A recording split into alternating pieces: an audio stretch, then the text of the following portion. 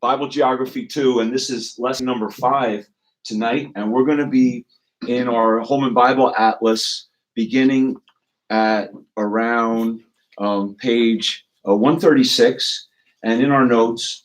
And letter B is King Uzziah, the king of Judah. 2 Chronicles chapter 26 actually is Uzziah here. And just a little bit of the geography of King Uzziah is we see in verse number 2, what did he build there in verse 2, 2 Chronicles 26 and verse 2? Elath. He built Elath. Now, where is Elath? If you look in your map on page 135, actually, map 65, if you look at map 65, where's Elath? Elath is spelled differently, but it's all the way down here, Elath. Now, this is Elath. He built Elath. Why did he build Elath? Why do you think he built Elath? What was significant about that city? Who made it a very important city in Israel's? Solomon. And out of Elath, that's where Solomon had his ships. And where did his ships go? His ships went up and down. That's the Red Sea. Down the Red Sea. That's where he got his peacocks and his apes and all the things that he would bring back after 3 years of his traveling. And so it was a main shipping area of trading. And so it provided trade, it provided income.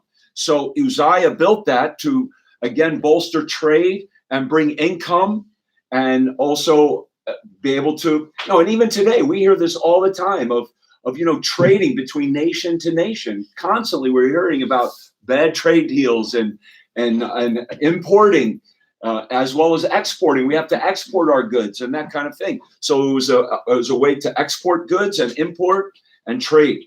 So he rebuilt this port city which was at the Gulf of Aqaba, or as well the Red Sea. Okay, so then look at verse number 6 there. And we're in 2 Chronicles chapter 26 and verse 6, and we're on page 12 in our notes. Do you want some notes, brother? I have some notes right here. We're on page 12 there. And King Uzziah is the first blank there. And that's letter B, Uzziah. And number 1 under that is Elath. So what does verse 6 say? 2 Chronicles 26. He captured the cities of where? The Philistines. That's verse 6. So in our map, we see this as well. If you look in your map on page map 65, look at the red lines. You see Judah. You see the kingdom of Judah there of the south. And you see where it says the blank that's kind of like into the Mediterranean Sea. You see that? The box. It says Uzziah attacked Philistia and built towns among the Philistines. And that's the verse we read right here in verse 6. So who could read 2 Chronicles 26, verse 6? Who has that verse for us? Micah? And he went forth and warred against the Philistines and brake down the wall of Gath and the wall of Jabneh and the wall of Ashdod and built cities about Ashdod and among the Philistines. Okay. And verse 7 as well says God helped him against the Philistines as well as these other groups. And at the end of verse 5, it says at the last phrase of verse 5, what does it say there? What's the last phrase of verse 5, Bailey? God made him prosper. Exactly. God was prospering him, and everything he did seemed to be going great. He was building things. He was growing the nation, and they were getting stronger. So there, the cities mentioned in that verse 6, by the way, do you see them in your map? I'm gonna say them. Find them in your map. Jabneh. You see it? You could see it with the red lines going toward the Philistine area. Ashdod. See that? Those are the two. And Gath. Gath is mentioned here also. So those 3 cities are right there. Gath, Jabneh, Ashdod. So he defeated those cities. So he captured cities in the Philistines. And then in number 3, he dug wells. This is down in verse 10 now. It says he built towers, he dug wells, and he did this it says both in the low country. Now, the low country, if you look up that Hebrew word, it's the Shephelah. And we've talked a lot about that. So that's the low country. The Shephelah, which is just below the Shephelah is between the Philistine area and the hill country of the western Judea there. And so it's in this mid area, that's the Shephelah. And then the Negev, what's Negev? What's the other word for Negev we've talked about? The south.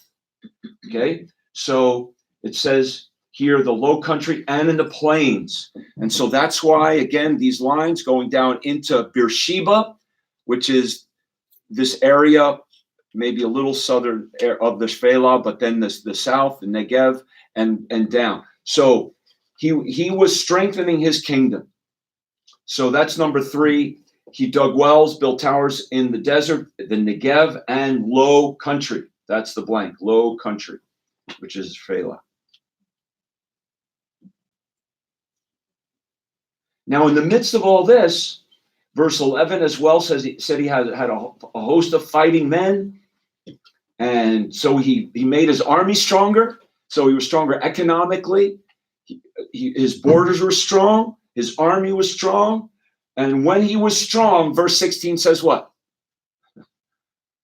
This is a great lesson. He became proud. He became proud, and that led to his destruction. Now, let me ask you, in this time where are the enemies for Judah right now? Are they that big of a nation? They are not a big nation. They are a divided nation. They're divided from, the kingdom had been divided. Israel has actually been traditionally stronger and wealthier and more prosperous than Judah. And we talked about that because what ran through Israel, the northern kingdom? The trade routes. And they had more of the tribes were in the northern kingdom. So the southern kingdom was just Judah and Benjamin. And there was a lot of squabbling and border wars through the years. So it wasn't a strong nation. And then where were the enemies around them? They were all around them, all right? We talked about Edom and Moab. Look at the map. Edom and Moab and Ammon. If there was weakness there, they would attack. And then, of course, you had the growing Assyrian Empire, as well as Syria to their north, that were enemies to them.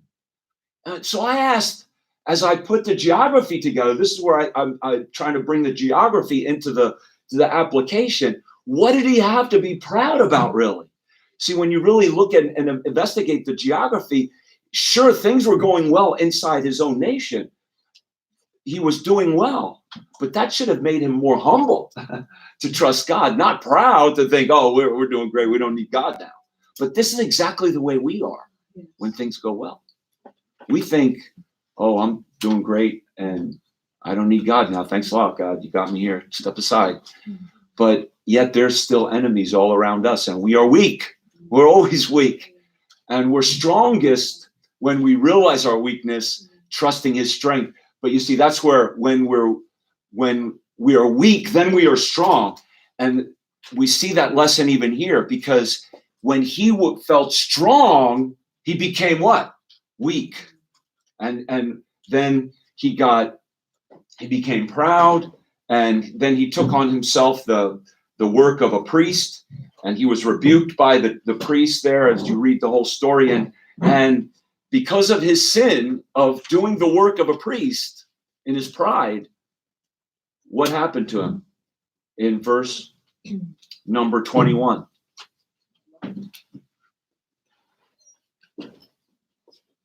Second Chronicles 26:21. He died how? As a leper. So that was Uzziah.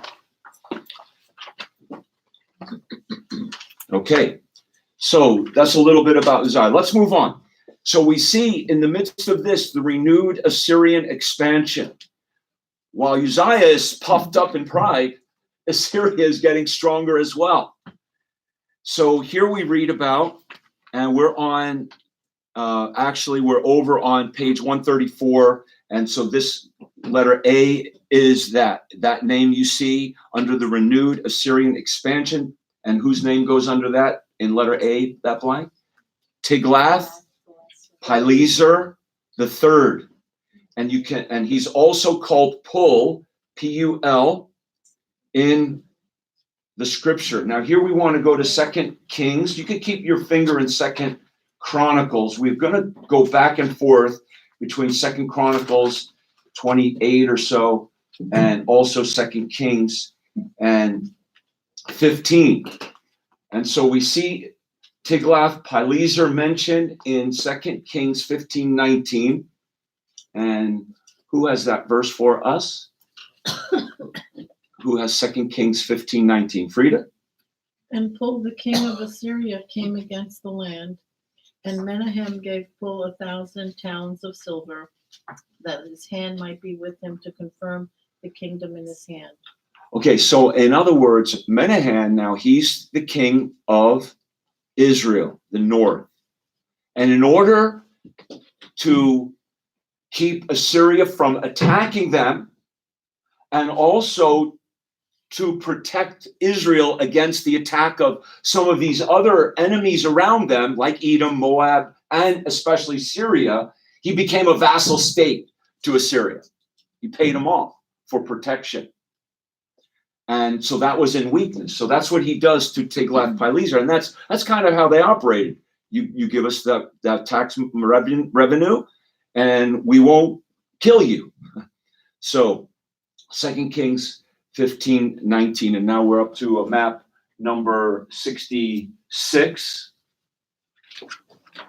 Map number 66. If you look there at the map, just to get a picture now. So Assyria is over here.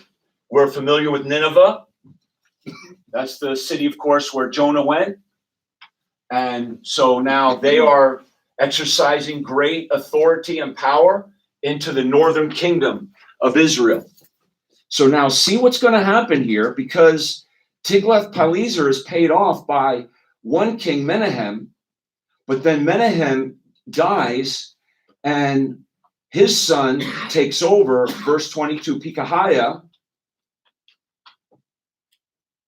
and he reigned only 2 years, did evil as well as all the kings of Israel did, evil in the sight of the Lord, verse 24. And then verse 25, and this is what sometimes these kings get confusing, because you got Pekahiah, and then who kills Pekahiah?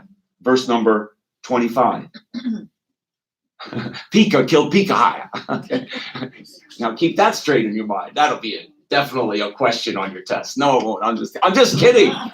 I'm just kidding. Okay. No, but I do like that. Okay, so Pekahiah. And he was a captain of the guard.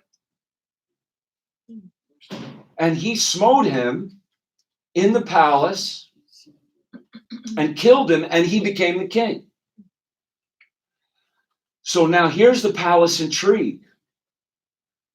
Perhaps one of the reasons Pekah killed him is because he didn't want to be a vassal state to Assyria. So what Pekah is going to do is try to get a confederation of these other nations, and he's even going to try to get Judah to join him, but Judah won't. To go, and he gets Syria to align with him to fight against Assyria. So Pekah wants to attack the big kingdom at this time, Assyria, and he's going to unite with Syria. So we got Pekahiah killed by Pekah, and now Pekah is going to unite with Syria to defeat Assyria. We got to keep all this straight. That's why the Old Testament history gets a little tough, right? Okay, so here's letter B. We're down now on page 136, the Syro-Ephraimite War.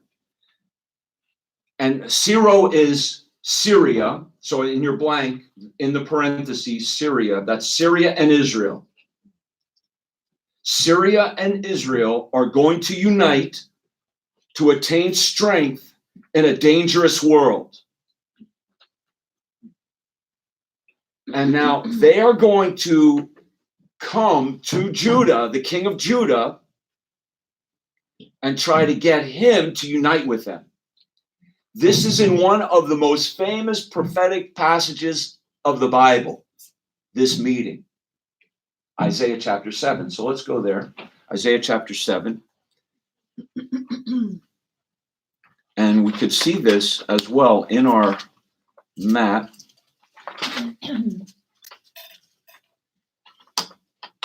Now, do you look up map 67, where it says the Syro-Ephraimite, am I saying that properly? Is it Syro or Syro? Or is it okay? Syro? I don't know. Syro? Thank you. That's I'm going to take your counsel on that. Okay.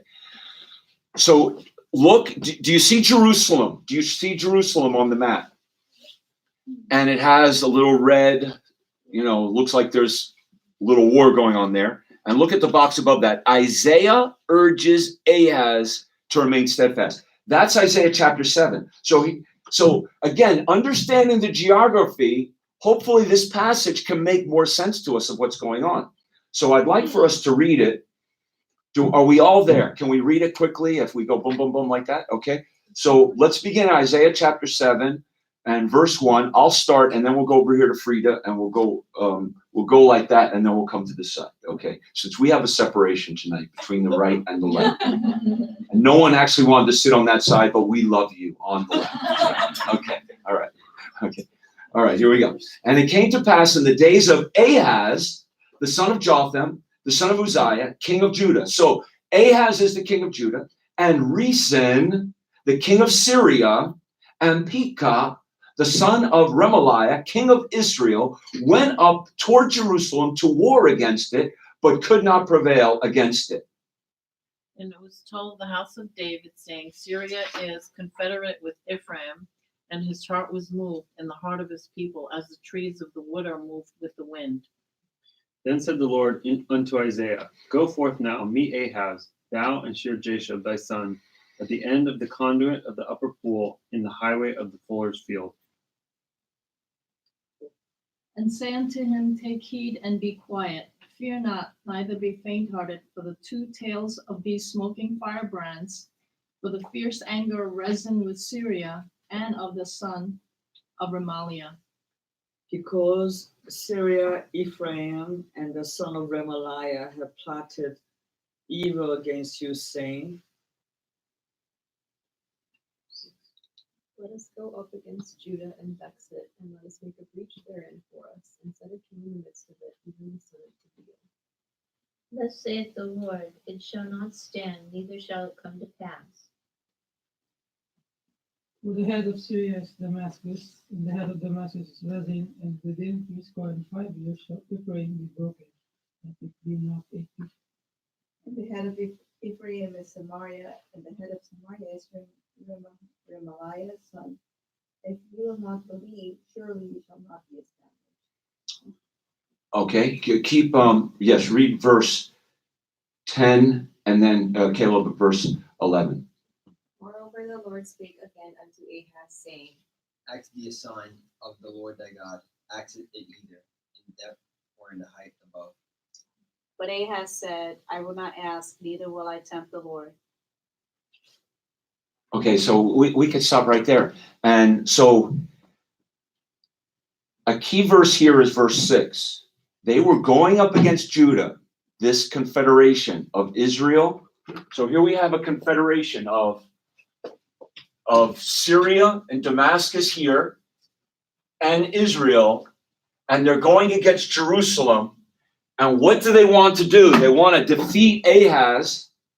And verse 6 says they want to do what? Attack Judah. They want to attack Judah in order to do what? Capture for themselves. Set a king in the Set up their own king so that he would side with them again to go against Assyria. So Isaiah comes to Ahaz and he basically says, believe God. These two men are nothing in God's sight. And it's an amazing passage on many levels, but he says that the head of Syria is Damascus. So the head of the nation is often the capital city, and the head of the capital city was the king. Rezin was the king of Syria. That's verse 8. And the same thing with Ephraim. Remember we said the head of Ephraim. What does Ephraim represent? The northern kingdom of Israel. Is Samaria. That's the capital city. The capital city is the head of the nation, and then the head of that city was its king. Kings are important. Remaliah's son, who was Pekah. So, but God says, and there's a prophecy Isaiah gives to Ahaz, and it's in verse 8. What's the prophecy? What's the prophecy? To encourage him, to counsel him, to comfort him, to strengthen him. What's the prophecy? Yeah, within these 65 years, they're going to be broken. Their power is going to be. So man's power is so fleeting. So trust God and ask a sign. And so Isaiah saying, if you don't believe me, remember like in the days of Gideon, God gave him signs to strengthen his faith. So God is saying here through Isaiah, ask a sign. If you don't believe me, ask me a sign and I'll show you. You can trust me. But Ahaz says, no, I'm not going to ask a sign. You know why?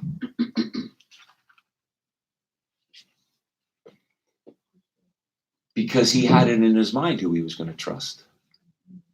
It was Assyria. He wanted Assyria's help to defeat Syria and this coalition. So that just gives a little backdrop there. So let's look a little more carefully at this. So we see in 2 Chronicles 28, number 1, under this now, that Judah comes under attack on all sides. So let's go to 2 Chronicles 28.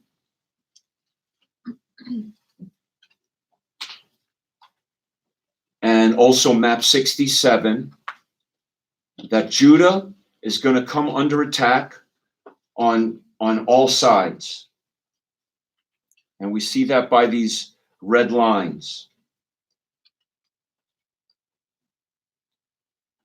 And we see a letter A under that. Who's the king of Syria? And we just referenced him in Isaiah. His name was Rezin, R-E-Z-I-N.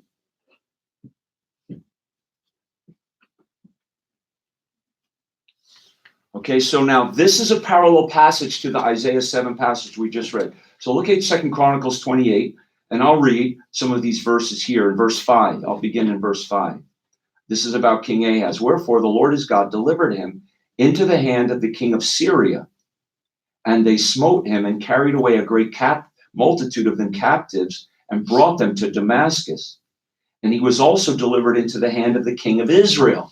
So you see, that's the coalition, Syria and Israel, who smote him with a great slaughter. For Pekah, the son of Remaliah, slew in Judah 120,000 in one day, which were all valiant men, because they had forsaken the Lord God of their fathers. So Judah is under attack. They've forsaken God. 120,000 people killed in one day.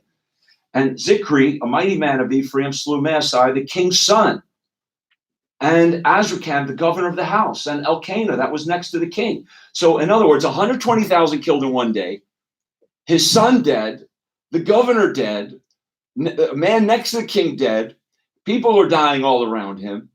It seems like the kingdom is just wilting away. And that's when we read that Isaiah 7 passage, that Isaiah came to him to give him encouragement to trust God. And then verse 8 says that basically 200,000 people, women, sons, and daughters, were taken away captive. So 120,000 killed, 200,000 taken captive.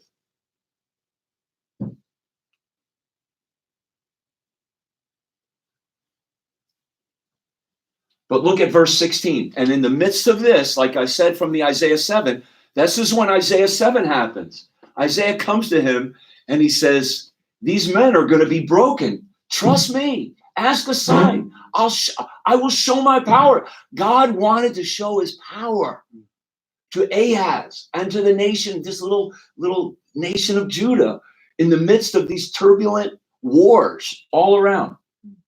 But verse 16 says, what?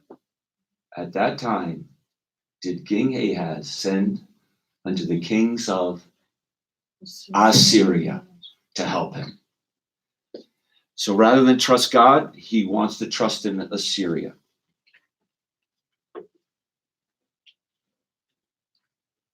Okay, so letter A, you have that. Rezin, king of Syria, organized an anti-Assyrian coalition that included Pekah, the king of Israel. King Ahaz of Judah refused to join this coalition, however. And then Rezin and Pekah, letter B, attacked Judah and kill many, as we just read. But now keep your finger there. Go back to 2 Kings chapter 16. 2 Kings chapter 16 and verse 5. And Charlie, could you read that verse, please? 2 Kings 16:5. Then Rezin, king of Syria, and Pekah, son of Remaliah, king of Israel, came to Jerusalem to war. And they besieged Ahaz, but could not overcome him. So in other words, they couldn't overthrow him to set up their own king to join their coalition. They could not overcome him. And why is that? Because God was keeping the line of kings of Judah pure as sons of David to sit on that throne. And then, however, here it says, look what happens. Remember, Uzziah had taken Elath. But at that time, verse 6, Rezin, king of Syria, recovered Elath. And who did he give it to? Syria. So that Syria could control the trading and become more wealthy and powerful in the international community. So Elath was taken away from Judah and given over to Syria to that day. And Ahaz, again in verse 7 there, we read that kind of in 2 Chronicles 28, but just this is the parallel passage. Ahaz sent messengers to Tiglath-Pileser, king of Assyria, saying, I am thy servant, come up, save me out of the hand of Syria, out of the hand of the king of Israel. And Ahaz took the gold and silver and everything there. Okay, so letter B is, they kill many, but they could not take Jerusalem. They came up to Jerusalem, but they could not overcome him. They could not overcome and take Jerusalem. So that's letter B. You got that? That's the blank there. And then letter C, we just read this. Rezin removed Judah from the important trading city of Elath and gave it over to Syria. And we already looked at that. And if you look at your map on number 67, you see the little white box. So what I'm trying to do with this class, frankly, is you see a map here and you see a box. Rezin, king of Aram, drives out the men of Judah and recovers Elath for Aram, or for Syria. Aram is Syria, right? So I'm trying to attach, well, where's that? Where's that in the Bible? Okay, well, it's a big book. So we just read the verse that actually goes with those boxes. So I'm trying to make that connection with the scripture to the book. That's what I'm really here trying to do. Is that okay? We love it. Oh, do you like that? That's what I'm trying to do. Okay. So you can put even down by that box there, that 2 Kings 16 and verse 6 there. Okay. So then back in 2 Chronicles 28:17, and again in our box here, do you see the little black line, the gray line in that map 67? You see that this gray line here? Oh, here, let me put this up. Map 67, this gray line here, what does that box say right there? The Edomites attack Judah and take prisoners. Okay, do you think it says it anywhere in the Bible? So we're making these connections. So that is 2 Chronicles 28:17. So who's got that verse real fast? 2 Chronicles 28:17.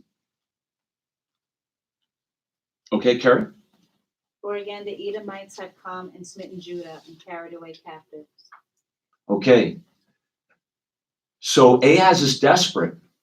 He's been under attack by Syria and Israel. And this is what I was saying before about Uzziah. What did he have to be proud about? He needed to stay on his knees. We always need to stay on our knees because now Judah has gone back into idolatry. Syria's attacking them. Israel's attacking them. Edomites are attacking them.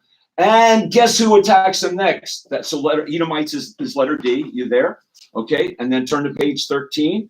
And who attacks them in the next verse? The Philistines. So that's letter E, page 13. The Philistines invaded cities in the low country. You know, there's all that territory. We just read about that territory, right? That Uzziah had taken. Uzziah had defeated and strengthened in this area of the low country and in Negev. But here it says the Philistines also invaded the cities of the low country and of the south. And that's the Negev. That's the Shephelah, to Beth Shemesh. Now watch, see if you could find, let's see here. You got to go, let's see.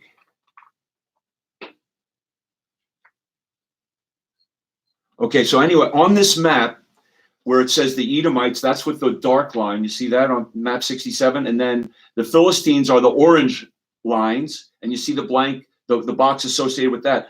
Philistines raid towns in Judah. So that's 2 Chronicles, and that's 28:18. And those are those towns, again, in that area. And I think there was a map with those towns, but we won't mess with that right now. Okay, so number 2 under that now is Ahaz, king of Judah, while refusing to join the alliance. Did you get that? The alliance against Assyria appeals for Assyria's help against this coalition. And we already looked at those verses. So now Tiglath-Pileser, because Judah joined with Assyria, Assyria is not going to attack Judah right now. They're going to attack Judah's enemies. They're going to attack Syria and Israel. And so that's what we're going to read about. So go back to 2 Kings 15. And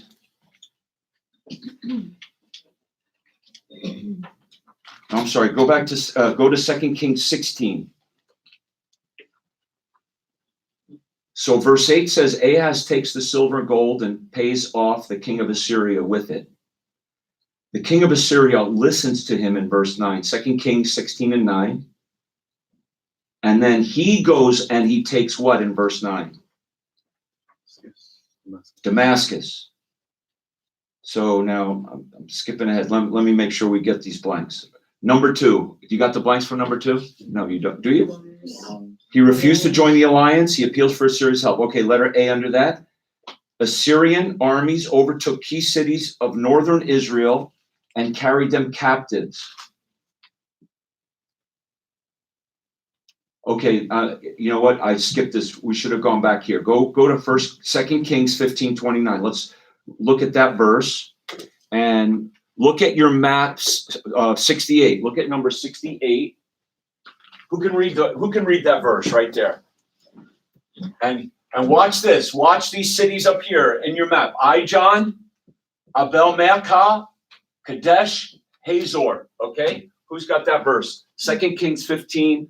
It's a hard verse to read now. You're gonna have big words in there. So I'm gonna have Eunice read that. Thank you. Okay. 29.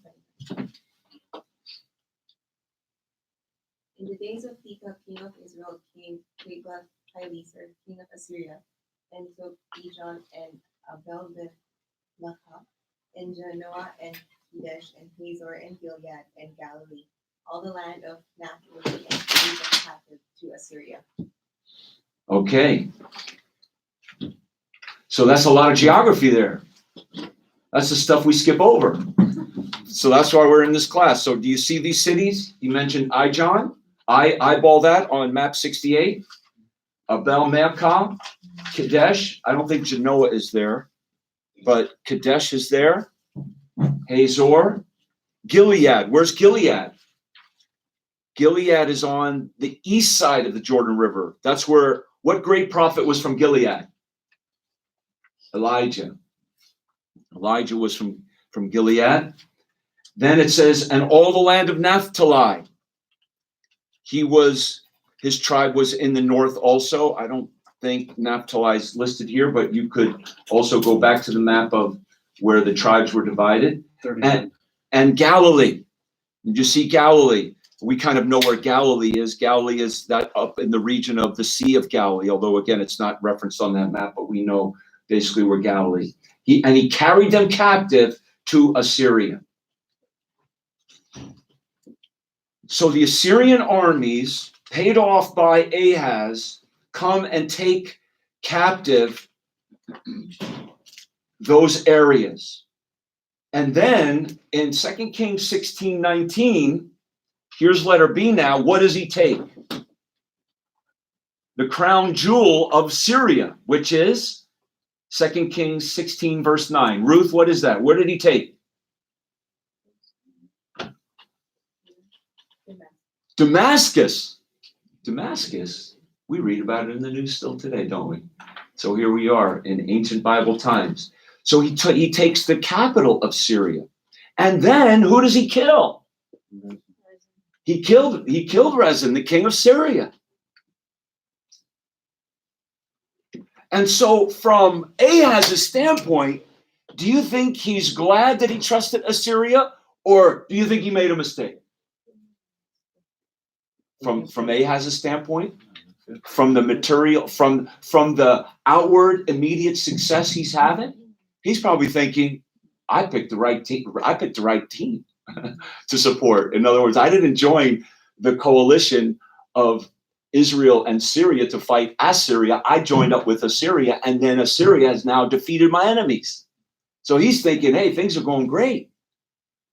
But that's just the outward machinations. Really, he's not trusting God, and things are going terrible. So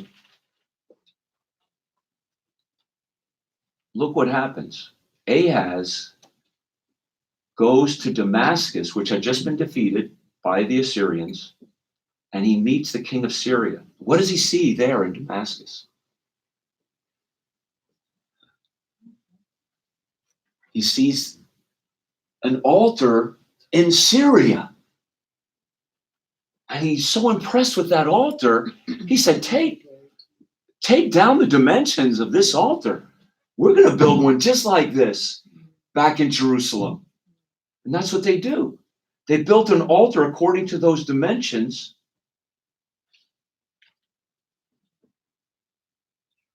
And when he went with this altar and building this altar, look at verse 14.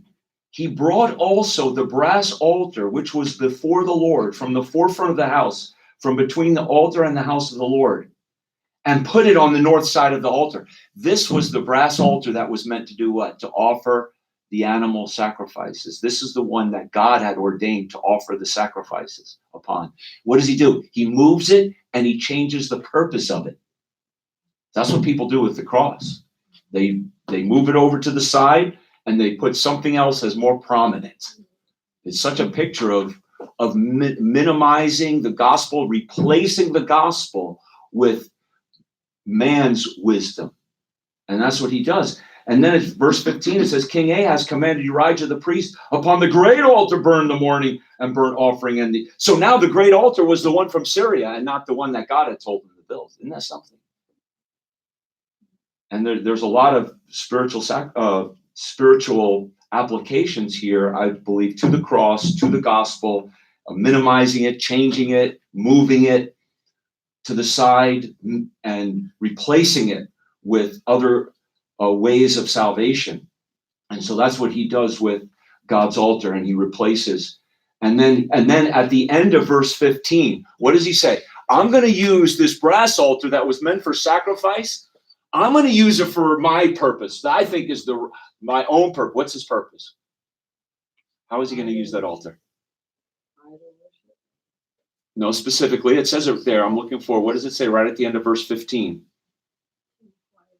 I'm going to use it to pray to, as an intercessory tool. That's not the purpose of that altar. It was a place of sacrifice and forgiveness and the shedding of blood. So again, man's wisdom at work and confusing and convoluting everything. And this was the wickedness of Ahaz. And it is something, he took the altar of a kingdom that had been defeated and used that altar. Maybe he thought, well, Syria was stronger than us, but so he's using their, it doesn't make sense, right? It doesn't make any sense. So if you go back to 2 Chronicles 28, one of my favorite books in the Bible is actually 2 Chronicles, and I really love the kings, especially as they're related to us in the book of 2 Chronicles, because the lessons are so rich. But it says here in verse 19 that the Lord brought Judah low because of Ahaz. He made Judah naked and transgressed against the Lord. And then Tiglath-Pileser, king of Assyria, came to him and did what? Did he strengthen him or distress him? Even though outwardly it looked like it was working good. But spiritually and in reality, he was not strengthening him. We're never strengthened when we don't trust God. Even if you may be enriched materially, and the world is all the time. They're enriched materially, but they're brought low, just like Ahaz. And then it just goes on here. And then in the time of his distress and trespass, he did not seek the Lord. And then it talks about as well, verse 23, it says he sacrificed to the gods of Damascus, which smote him. And he said, because the gods of Syria help them, therefore will I sacrifice to them, that they may help me. Isn't that something? He says that after Syria had been defeated by Assyria. Like, duh. Okay, so you can read more about that. But letter C is this brought Judah what? Low. There you go. It brought Judah low. So then we see the fall of Samaria. The fall of Samaria, map 69. So we see Shalmaneser the fifth, and now we're on page 139. You see Shalmaneser there. He reigned for just about 5 years, it seems, in the fall of Samaria, but he was the king of Assyria during this time. Now we're back to 2 Kings 17 and 3, verse 3, 2 Kings 17, verse 3.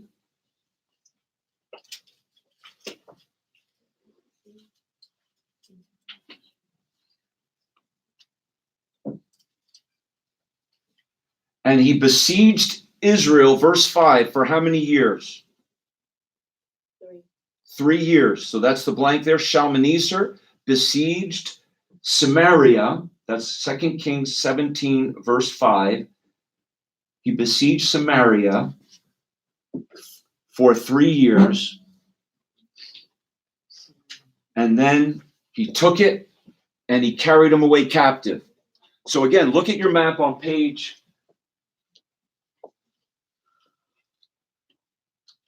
60, map number 69. So we have here, again, we have here the Assyrian Empire in this area coming down, besieging Samaria for 3 years, and then taking captives. Now, notice where he takes the captives. In 2 Kings 17 and verse 2 Kings 17, verse 6.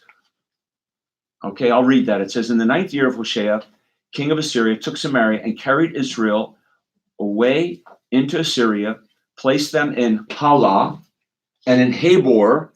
Okay, now watch, that's in our map here. Look on map 69. Do you see Halah? It's right above Nineveh.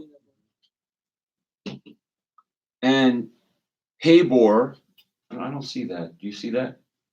By the river of Gozan. I'm not sure, frankly, where that is.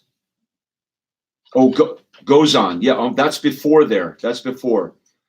So go west. There's you see the green circle west of Halah and Nineveh? There's Gozan there, by the river of Gozan. So it must be in that area. But does anybody see Habor? I see Haran, Karshemesh. Okay, but anyway, what I thought very fascinating here, so this is where he brought the captives. When he defeated Samaria and took them out, uprooted them out of their land, and what he's going to do then is put Assyrians into the northern kingdom, Israel, and then leave some Israelites there with Assyrians. And what people group is going to form with that intermingling of Assyrians and Israelites? Samaritans. So that's the beginning of the Samaritan people group with this captivity. But he takes some of them and he carries them captive. Even, it says in the end of verse 6, in the cities of the Medes. That's Media Persia, which will become a great empire eventually. So do you see where Media is? That's the far eastern green circle. Do you see that in your map? So way out, they're taken captive. So that's the blank there. So they're taken to Halah, Habor, the river Gozan, and the cities of Medes. Now Judah remained alone. Okay, we're going to finish this real quickly. Letter A, the 8th century prophets. I'll give you these blanks. Amos, a prophet of the northern kingdom. He was a herdsman, a gatherer of sycamore fruit, became an eloquent, fiery prophet. He preached in Bethel during the prosperous years of Jeroboam II. He was told to do his preaching in Judah. Now, why was preaching in Bethel so courageous? What was in Bethel? What was the center of Bethel? It was the golden calf that Jeroboam had set up. Exactly. So you could put in that blank there. Bethel was a false religion devised by Jeroboam. That goes in the blank. You see that one blank? That's right there. Bethel was the center of a false counterfeit religion devised by Jeroboam. And that's why Amos is told, do your preaching down there in Judah. Don't preach here in Bethel.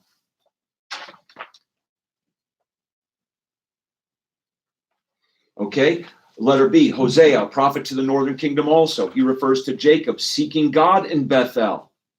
But Ephraim had become like Canaanites. Actually, if you go to that verse real fast, go to Hosea chapter 12.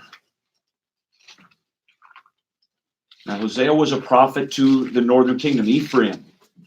And so Ephraim is used throughout this book, as it is even in Hosea chapter 12, verse 1. Ephraim feedeth on the wind. But in Hosea chapter 12, verse 7, it says there, he is, and he's talking about Israel. He is a, what's the word? Merchant. Does anybody have the footnote and then a word in your margin? Supplied by the translators. He is a merchant. The word there is Canaanite. Because that's really what Canaanite is a merchantman. It's a moneymaker. Somebody just caring about material things. So Israel had become like the Canaanites, was the point of his preaching there.